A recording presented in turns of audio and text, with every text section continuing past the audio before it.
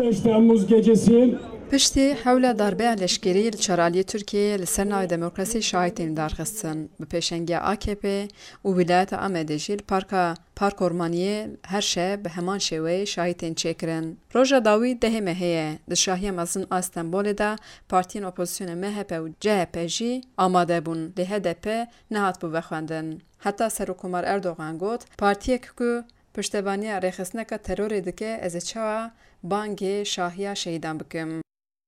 Dolayısıyla Türkiye'nin ve Kürdistan'ın her yeri... Hevseroka Partiya Herêmên Demokrat DBP Sebat Tuncel li Amedê di preskonferansek de anî ziman ku sekna gel a dijî derbê helwesteka pir erîniye lê li dervehîştina HDP ne li gorî rihê demokrasiyê ye. Wê got, polîtikaya şer a dijî Kurdan bingeha derbeyê çêkir. Dişûna ku pirsa Kurd çareser bikin û bi HDP re jî rûnin li dijî Kurdan sê partî eniyek netewî ava kirin û di bingeha vê eniyê de yek al, yek dewlet û yek ziman heye ku ev helwest ê bibe sedema tevlîhevî û alîziyên mezintir. Altı mahallede Ji aliyê din eva Meclîsa Jinan a Partiya HDP jî li ser rewşa Nisêbînê preskonferansek li darxist. Parlamenterên HDP Çağlar Demirel, Gülsel Yıldırım û Meral Beştaş her wiha şaredara Nisêbînê Sara Kaya di civînê de amade bûn.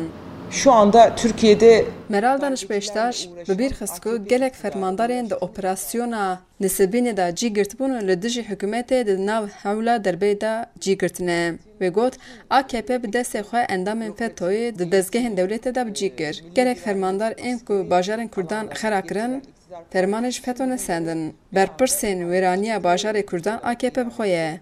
Wê got fermandarên ku dob awayekê li hengî behsa wan dikirin, îro xiyanetê kirin. Ew fermandar hatin girtin. Lê wêraniya ku li bajaran çêkirine û têlên ku li Nisêbînê danîne hên sazkirine li herêmê heman şert û merc, zulm û zora li ser gel bi awayek bêpîvan didome. çocuklarının cenazesi... Parlamenter Çağlar Demirel jî got li Nisêbînê 15 tax hene ku neha qedexe li ser 6 taxan didome.